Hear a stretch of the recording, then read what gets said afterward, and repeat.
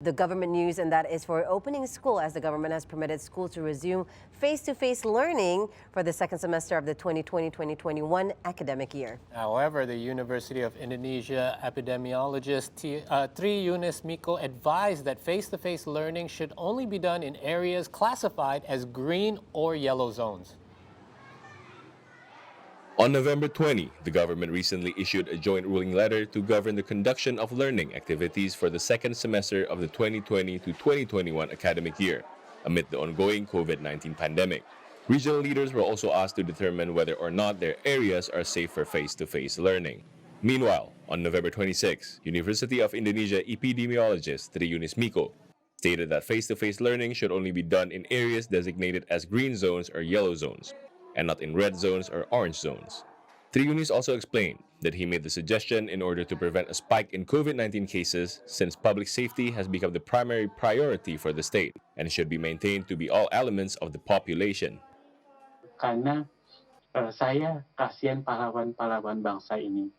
Guru-guru kita itu nggak mungkin harus berkorban buat negara cuman karena COVID. Kemudian ya anak-anak kita nggak mungkin orang tuanya juga akan mengorbankan anaknya karena COVID. He further stated that schools which have reopened in green zones and yellow zones must strictly implement the 3Ws health protocols, including frequent washing of hands, maintaining distance, and wearing masks.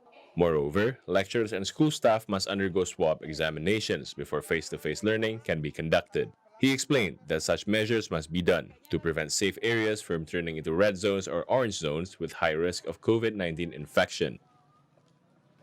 Meanwhile, in a press conference on Wednesday, Minister of Education and Culture Nadiem Makarim explained 3 key points in the joint decree of 4 ministers on face-to-face teaching and learning activities, which is set to resume next year.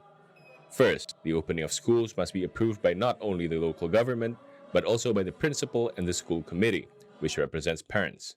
Second, without parental consent, through school committees, any school cannot force students to go to class. Kedua, orang tua tidak harus khawatir juga, karena kalaupun sekolahnya anaknya mulai tatap muka, sekolah itu tidak bisa memaksa anaknya untuk pergi ke sekolah. Orang tua bisa bilang, anak saya belum nyaman, anak saya masuk ke sekolah, dan dia bisa masih melanjutkan pembelajaran jarak jauh. Meanwhile, despite the reopening, students will find themselves in a different school experience.